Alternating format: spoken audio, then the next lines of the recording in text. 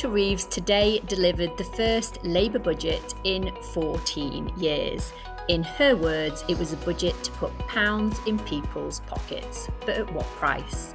Well, in the run-up to the general election, Labour made three quite big promises, and that was to not change the three taxes that contribute the most to the Treasury's pocket, being VAT, income tax and national insurance. Now, when it came to income tax, the Chancellor was hoping to warm our cockles by seeing those tax bands unfreeze from 2028 moving forward, meaning that the Treasury will no longer benefit from the fiscal drag as wage inflation pulls more people into paying both basic and the higher rate taxes. But when it came to national insurance, it feels a little bit like she was splitting hairs. And that's because whilst we didn't see any changes to national insurance on individuals, we did see some changes in relation to employers. And actually, you could argue that Labour tripled down because they announced increases to the living wage, they announced increases to the employer's national insurance rate, and they also introduced a quite material reduction to the threshold at which employers' national insurance becomes payable.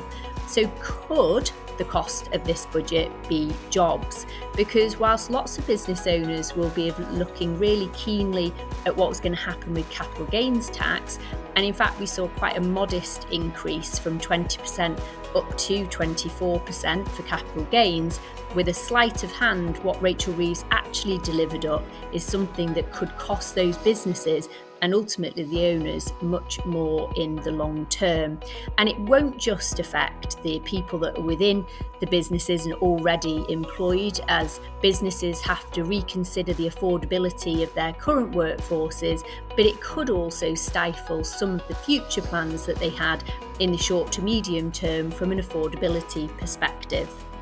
But one thing entrepreneurs will be pleased to see is that business asset disposal relief, that's the tax that you pay on the first million of a gain from selling a company, has lived to see another day.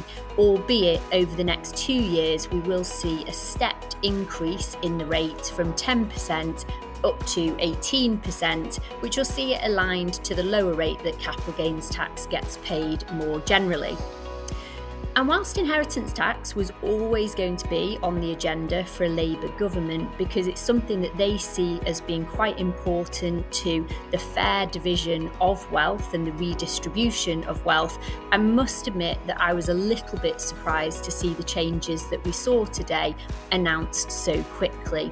Specifically, we saw some changes to agricultural relief and business relief, and the reduction of the amount of those reliefs that apply after the first £1 million worth of value. Now, for the AIM market that's already been seeing the impact of potential changes, just the speculation, and it's already reduced down to its lowest level on record, there'll be lots to think through for the people that currently own shares on AIM, but also, and maybe even more significantly, family businesses that are generational in nature will have lots of thinking to do about how they secure the future of those businesses and keep it in the family. For private equity, carried interest was something that was specifically called out by Rachel Reeves in the party manifesto. In her words, she sees it as a tax loophole. But what we saw today fell short of complete alignment to income tax rates for that proportion of earnings. We saw the rate move up to 32%, but it isn't where the story ends, because what we saw today was a response to the call for evidence that I, amongst other people, responded to over the summer.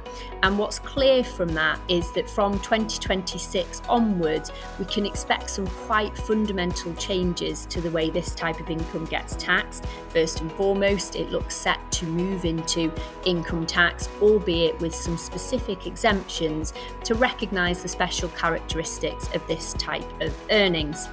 So along with my colleagues, I will continue to work through all of the detail. Of course, if you do have any questions or thoughts, then let me know, and I'll look forward to supporting clients through the detail in due course.